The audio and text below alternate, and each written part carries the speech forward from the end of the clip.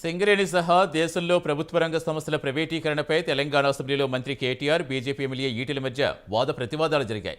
సింగరేణిని ప్రైవేటీకరణ చేయవద్దని తొలుత ఈటెల కోరారు. దీనిపై స్పందించిన మంత్రి కేటీఆర్ కేంద్ర ప్రభుత్వ విధానాల్ని ప్రధాని మోడీని లక్ష్యంగా చేసి విమర్శలు చేశారు. వారి డైలాగ్ వార్ ఇప్పుడు మాటకు మాటలో చూద్దాం.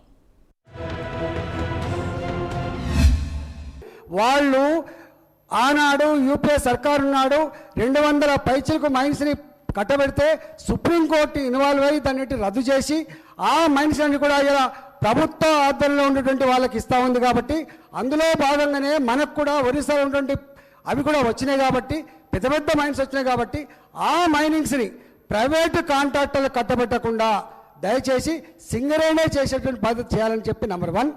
నంబర్ 2 అధ్యక్ష, ప్రభుత్వ పరంగా ఇలా సింగరేణి ద్వారా ఏదైతే ఉత్తరం పంపించిందో ఈ మైన్స్ మాకు అక్కర్లేని ఉత్తరం పంపించిందో అట్లాంటి పని చేయకూడదని, ఆ మైన్స్ మనకే ఉండేటట్టుగా చూడాలని చెప్పి 2వ రిక్వెస్ట్ చేస్తున్న అధ్యక్ష. 3వ రిక్వెస్ట్ అధ్యక్ష, ఇవాళ సింగరేణిలో కూడా అవుట్ సోర్సింగ్ ఎంప్లాయ్మెంట్ సంఖ్య తగ్గిపోయింది అధ్యక్ష. ఒకనాడు కేవలం ఓవర్ బర్డెన్ మాత్రమే ప్రైవేట్లకు ఇచ్చే అధ్యక్ష, ఇవాళ బొగ్గు కూడా ప్రైవేట్లకు ఇస్తాం అధ్యక్ష. ఒక్క మాటలో చెప్పాలంటే 40-50% ప్రైవేటు వ్యక్తుల చేతుల్లో ఉన్నటువంటి సింగరేణి కాంట్రాక్ట్లు ఇవాళ 90-90%, 100% పోయేటువంటి ఆస్కారం ఉంది. కాబట్టి సింగరేణి మనది. కాబట్టి ఆ ప్రైవేటు కాంట్రాక్టర్లకు గౌరవ ఓటర్ల సమావేశం పెట్టి సూటిగా కేంద్ర ప్రభుత్వాన్ని అడిగినారు. ఈరోజు కేంద్ర ప్రభుత్వం ఉత్తరాలు రాసింది అధ్యక్ష. రాష్ట్ర ప్రభుత్వాలకు, రాష్ట్ర ప్రభుత్వంలో ఉండే డిస్కాంలకు ఉత్తరాలు రాసింది. దేశీయ బొగ్గును కొనవద్దు, ఇక్కడ దేశీయ బొగ్గు 25% ఖర్చు అయితే మాత్రం కూడా దాన్ని పక్కన పెట్టి విదేశాల నుండి ఖచ్చితంగా బొగ్గు తీసుకోవాలి, మీరు ఇంపోర్ట్ చేసుకోవాలి, దిగుమతి చేసుకోవాలి.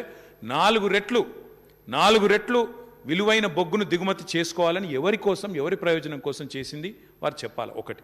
రెండవది అధ్యక్ష, ప్రధానమంత్రి గారు పోతారు అధ్యక్ష ఆస్ట్రేలియాకు. పోగానే పోయిన 2 నెలల లోపలనే వాళ్ళ దోస్తుకు అక్కడ పెద్ద బొగ్గుగానే వస్తుంది అధ్యక్ష. 2 నెలల లోపలనే వస్తుంది అధ్యక్ష. ఇండోనేషియా పోతారు అధ్యక్ష ప్రధానమంత్రి గారు. 1 నెల లోపల తెల్లారి వాళ్ళ దోస్తు పోతారు అధ్యక్ష. వెనక్కి వారికి బొగ్గు గనులు వస్తాయి అధ్యక్ష.